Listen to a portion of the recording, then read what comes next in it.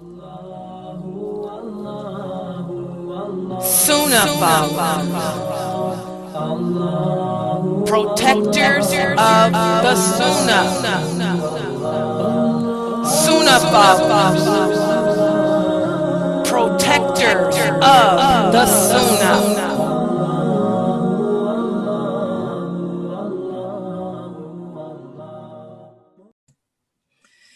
Alhamdulillah, wa salam ala wa rasulullah. Welcome to another session of the Sunnahfollowers Hadith class, and we are continuing with the Hadiths from Riyadhus Saliheen, the righteous garden. And I'm really excited about the chapter that we're getting ready to speak about tonight, because we just spoke about this a week ago, and a lot of people asked questions about this, and it's about the exceptions to backbiting. Because yesterday we spoke about how the Prophet sallallahu alaihi wasallam said anyone who can guarantee what is between their jaws and what is between their legs, can guarantee that what is between them remain good, he can guarantee paradise for that person, because the majority of the sinful Muslims that will be in the hellfire will be in there because of failure to control their tongue and failure to control their private parts. Well, today we're going to speak about the exceptions to backbiting. And with that said, let me put the hadith on the screen. It shows how Allah is really in control, because I had been meaning to put out the exceptions, because I got a couple of emails from a couple of brothers asking me the exceptions to it. Well, here it is. These are the cases in which backbiting is permissible. And these are the only cases in which backbiting is permissible. The first case or instance, it is permissible for a person who is oppressed to speak before a judge or someone in a similar position of power or authority to help him or her establish their rights that were violated. So this is a case in which backbiting is permissible. Say, for example, someone did an injustice to you. They stole your car or they stole your property. So you go to a judge or you go to a person of authority and you say, Brother Abdullah stole my car, or Brother Abdullah wronged me. That is not backbiting. And what also falls in this category is a woman. Say for a woman, for example, a woman is being oppressed by her husband. Your husband is beating you up. Your husband's not giving you the rights that Allah says he's supposed to give you. So you go to a judge and you complain about what your husband is not doing for you. This is not backbiting. However, if you get on the phone and complain to your best friend about what your husband's not doing for you, that is backbiting, because your friend is not in a position to help you. So anytime a person goes to a person who is not in a position to help them and complain about something that was done to them, you're backbiting. But if you're going to a person that is in a position to help you, it is not. Does everyone understand? Because a lot of people don't, I just want to vent. Venting is backbiting. Venting your frustrations is backbiting. But going to a person who can help you is not backbiting. It's helping. For example, the Zoom room. That's one of the reasons I got the Zoom room open. Say, for example, a sister comes into the Zoom room and complains to me about, oh, my husband's not spending time with me, but he's with his other wives. That's not venting. She's coming to me because I'm in a position where I can help her. I can suggest to her what to do. And if I can't help her, if I can't suggest to her what to do, I can get on the phone and call Dr. Dramali, or I can get on the phone and call Sheikh Morsi, who can help her too. So again, if a person comes to people who are in a position to help them, that is not backbiting. And I hope that's clear. Okay? Because a lot of people might say, well, is it backbiting what you sisters do in the Zoom room? No, they're coming to me. And I'm in a position where I can guide them to what Allah says, to what the Prophet says. And if I can't, I know how to get on the phone to someone else who may. Everybody got that? So that's not backbiting, guys. Okay, let's see. So that's the first instance in which it's permissible. That's why I tell you, sisters, you have a good resource here. Sunnahfollowers is an excellent resource for you, because where else can you go to get help? When you come here to my Zoom room, it ain't like going to no chat room, because this ain't no chat room. You're coming to a place of where people are in a position to help you. Utilize it, because when I'm dead and gone, it ain't going to be here. It might be there, but it's not going to be no Layla Nashiba here to help you. And I doubt very seriously if Sheikh Morsi will waste his time here. When I'm gone, he'll move on to another one of his students, you know, to help them with their dawah. Okay? So, you know, make use of what we have here for you, brothers and sisters. Okay, let's look at the second instance in which backbiting is permissible. It is permissible to seek somebody's help in forbidding the evil and helping someone to change his or her bad conduct. A person can say to the person who can offer the assistance that Brother Abdul does this, Brother Abdul does that. Can you advise him? This is permissible as long as it is intended to forbid the evil. If, however, the person is doing it because of jealousy or something, it is not. Let me break this down. Say, for example, Sister Amina Fresno comes into this website and says, Sister Layla, I got a problem. Girl, let me tell you. I just found out that Amatullah is smoking weed. I just saw her in the parking lot of Walmart smoking weed with some Kafirs. Girl, you need to talk to her, Layla. Is Amina Fresno backbiting Amatullah? And Amatullah is also one of the students who comes here. No, it's not backbiting, because again, I am a person in a position that can help. Amatullah is one of my students, and Amina Fresno is one of my students. Amina Fresno cares about Amatullah and wants somebody to appeal to her, to get her to understand that smoking weed is wrong. So if Amatullah came into the Zoom room, I would talk to her. Amatullah, I heard, you know, through an anonymous source that you fallen victim. Well, let me address it. That is not backbiting.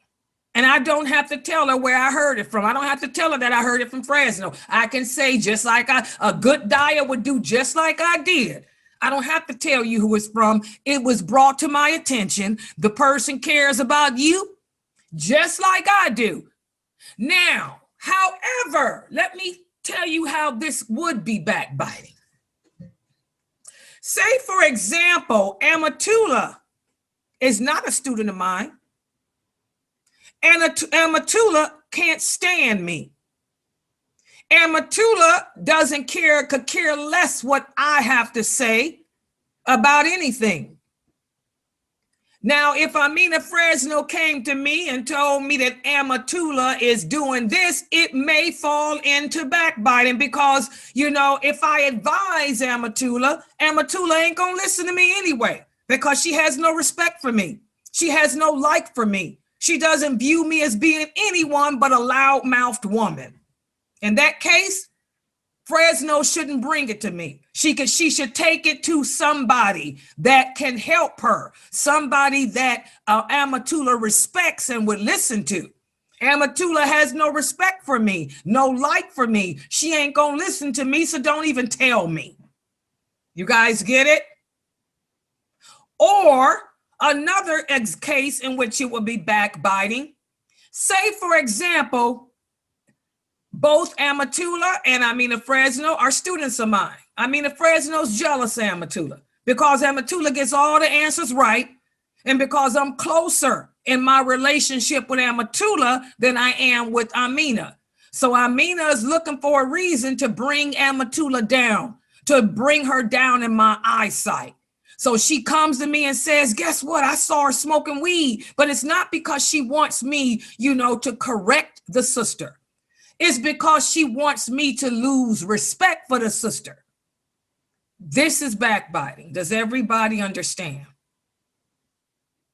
So as you can see, there's a thin line to walk. Before you go and tell what another person is doing, you need to ask yourself, why am I doing it? Am I getting ready to tell what that person's doing because I love her for the sake of Allah and want the best for her? Or am I doing it because I want everybody else to lose respect for that person and to not like her? If it's for those reasons, it ain't gonna happen. It's backbiting. Or you're gonna just come and tell me when you know that person could care, that has no respect for me, that I'm nobody in their eyesight, then you're backbiting. So there it is. But if it's to help a person to stop doing something wrong, then it's not backbiting. Also, a third instance in which backbiting is permissible is to seek legal advice on a certain matter. You can point out the faults of another person if you're seeking an Islamic verdict for something. In this case, the religious scholar will say, my father or brother. For example, you go to the religious person or the person of authority and you say, my father or my brother treats me unjustly. What can I do? In this case, it is not backbiting. Okay? Does everybody understand that? So say, for example, you want to come and tell me my father, and this is important. We're living in the days of fitna. For example, say your father was molesting you sexually. If every boy and girl listening to me needs to pay attention. If your mother, your father, your sister, your brother, your aunt, your uncle, your neighbor, your teacher, if anybody is touching you in a way that they should not be touching you, it is not backbiting to report them to the proper authority, be it a police officer, be it a religious scholar or anyone else, because no one has the right to violate you. That is not backbiting. And if the person tells you, if you tell on me, you backbiting, that person's a liar. So that's another exception, to go to a person of authority and report that someone is doing something to you that they shouldn't do. And you're asking that person, what should you do in that case? That is not backbiting. Also, another exception to backbiting. One who criticizes those who openly commit sins, such as drinking, gambling, fornication, hypocrisy. This is not backbiting either. And this is something that I do all the time because I'm a daya. It's my job. It's my job as a daya to speak out about the sins that the Muslims are doing openly, but I do it in a general way. That is not backbiting. So when you hear me warning you against the people who pretend to be scholars, that's general. It's my job to warn you of that. If I tell you to beware of the people who call themselves scholars, but they're not, this is warning, to warn against the sins that others are committing openly is not backbiting. And also, on the other hand, and that's what I do, I keep it general. But on the other hand, if I name the person, it's not backbiting either. For example, if I was to sit here and say Amatullah is smoking marijuana, marijuana is a sin. It should not be done after I have talked to Amatullah. If I've sat down and talked with Amatullah, she understands that it's wrong, but she still continues to do it. And I've had Sheikh Morsi and Dr. Jamali, we've all talked to her, explained to her, and she says, I don't care what y'all say. I'm going to still smoke marijuana. Well, if I stood here and said, everybody stay away from Amatullah because she smokes reefer, she refuses to stop, that is not backbiting. Does everybody understand? So both instances are exempt from backbiting. To speak generally, to warn generally about the sins that the people do openly, that is not backbiting. That's what the prophet used to do. The prophet would always speak openly and generally about the sins that were committed by the Muslims in his community. And sometimes he would name them. He would also name them sometimes too. If he talked to them and they refused to change, he would not only name them, but he would tell the people to shun them. So this is not backbiting. Despite what the scandal mongers and hypocrites want you to believe, that's not backbiting. And I do that all the time, and it's not backbiting. I just don't name the names. I'll name them privately with you, but I don't name them openly. Okay, that's not backbiting. Also, it is permissible to refer to a person who has a disability, the ability that they're known by. For example, say that there's a cross-eyed brother in our community, and I'm trying to explain him. And I say, you know, the brother with the crossed eyes, oh, okay, that's not backbiting. I'm trying to tell you about a brother or a sister that has a disability, and you don't understand who I'm talking about. So I say, you know, the sister with the limp, the brother with the one arm. Okay. So you can identify who that person is. That is not backbiting either. So thus, guys, those are the exceptions to backbiting as presented by the scholars of this religion, backed up by the companions of the prophet. And with that said, let's look at the hadiths addressing this. In the first hadith, Aisha tells us that a man sought permission to come visit the prophet. And when the prophet found out who he was, he said, oh my God, he's a bad person. He's the troublemaker, the one that starts all the fitna in his community. Yeah, let him enter. You see, this was not backbiting. This is a man that was known as being a troublemaker. This is a man who the prophet has spoken out against publicly because his brother publicly created a lot of fitna. So the prophet referred to him as the troublemaker because this person publicly created a lot of trouble within the community. That's not backbiting. Okay, let's look at the next hadith. Aisha tells us in another hadith that this same man, when this man came to visit the prophet said, I don't think that man understands anything about Islam. That's not backbiting. This man was a known troublemaker. And when the prophet told her, I don't think in fact, not only is he a troublemaker, I don't think he understands a thing about Islam. That's not backbiting. Subhanallah. Okay. Let's look at the next hadith.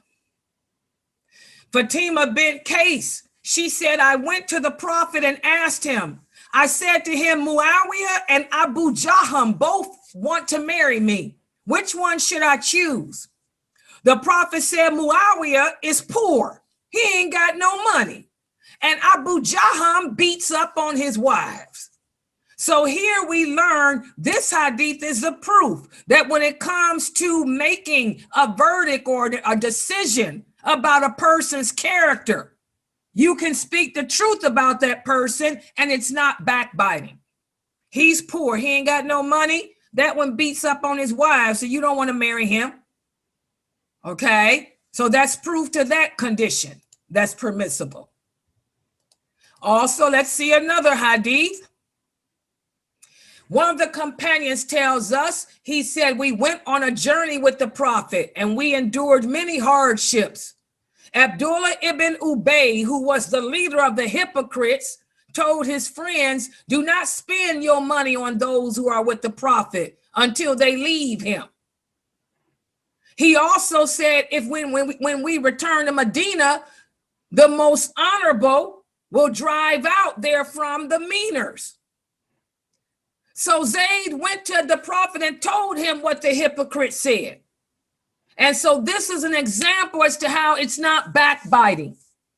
Zayd went to tell the Prophet what Abdullah ibn Ubay was planning and what Abdullah ibn Ubay was saying.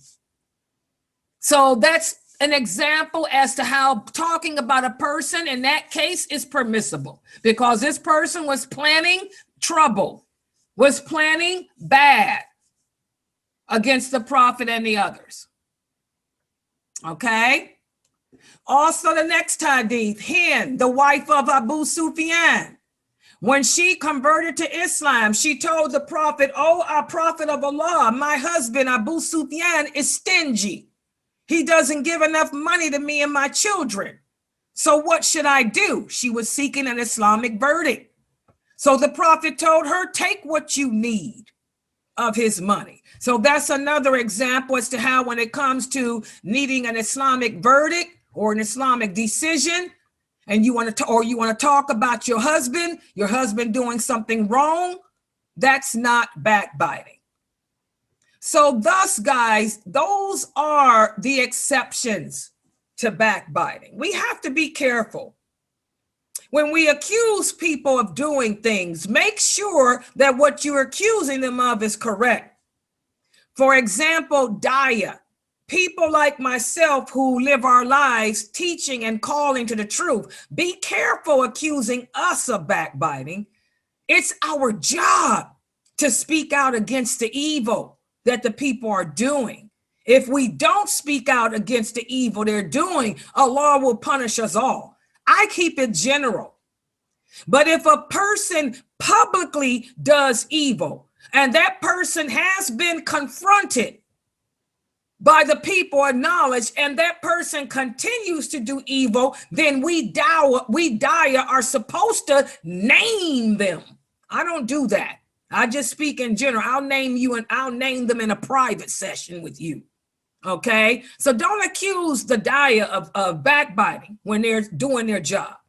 And also remember, as a wife, a child, a son, a daughter, a husband, you have a right to speak out against anyone who's violating your rights.